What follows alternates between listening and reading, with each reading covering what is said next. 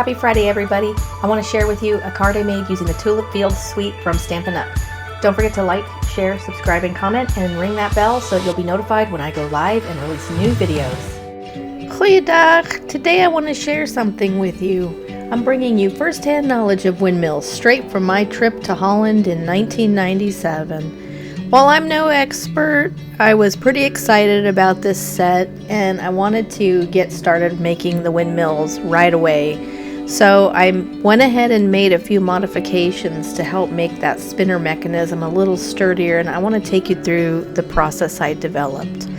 The first thing you need to know about this windmill die is if you're having to poke out the pieces like this, you're doing it wrong. Simply run the dies through the machine several times back and forth. Don't be afraid to go back and forth with it, and you'll find you'll get a clean cut.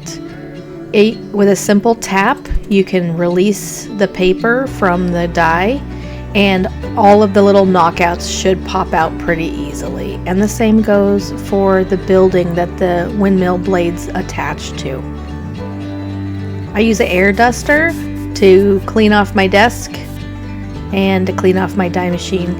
And I use a circle die to create a washer. There I'm using a post-it note to hold it in place. If you don't have circle dies that will make a washer, grab some of those reinforcement labels from the office supplies store and stick two together. That'll serve the same purpose. I cut 4 sets of blades and I stuck them together, but before you go using a bunch of different adhesives, I'd encourage you to check out Stampin' Up's precision glue. I used it in my Christmas blingy card tutorial, but it also works well as a layering medium. So I made a few layers of windmill blades and then stuck it together with the precision glue, set it aside to dry. And this glue flows so wonderfully. Use it on a silicone mat, it won't stick to your surface. But you'll notice when I pick up the blades, it's still a little bit floppy. So that is why I developed a way to stabilize those fins after they dry.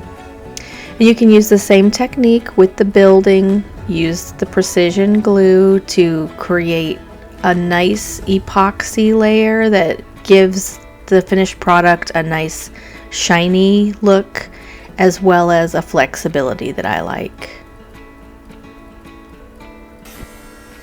Here I'm using a heat gun just to dry things out, but go ahead and let your pieces cool before you try to manipulate them, and then they won't stick together.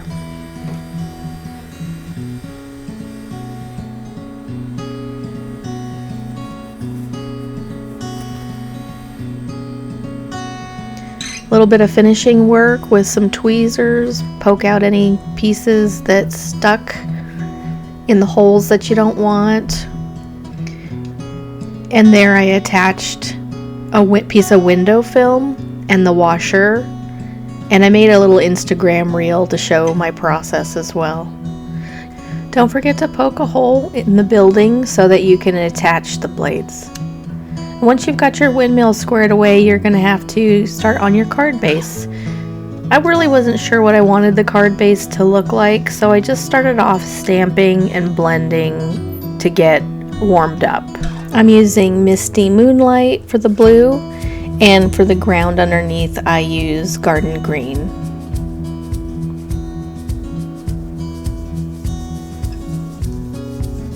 The cloud stamps and leafy row of flowers that I'm going to use here in a second are both in the Flowering Fields bundle. That paper comes with it as well. All of the dimensions for this card are going to be available in my April newsletter. I will include a PDF printable that will come free when you sign up.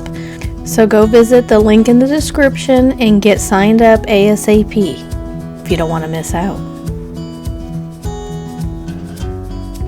All of the white paper that you see in this card design is watercolor paper because I like the texture of it. And those cloud dies are included with the Flowering Fields suite as well. Use Stampin' Up dimensionals to create height to make sure you have enough room to spin the windmill.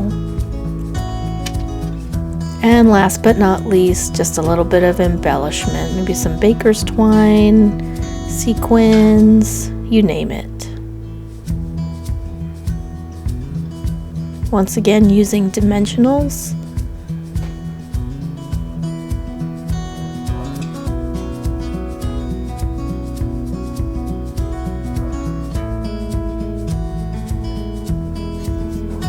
And don't forget your interior sentiment.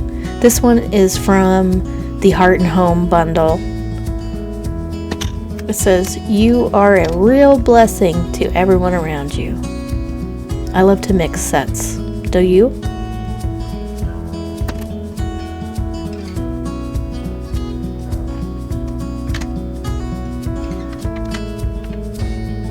And these hearts are from the Sweet Sentiments bundle.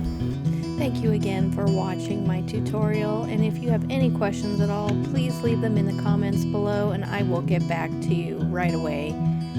Please share, like, comment, and subscribe, and don't forget, ring that bell and you will be reminded when I go live and share new videos. Let's keep in touch.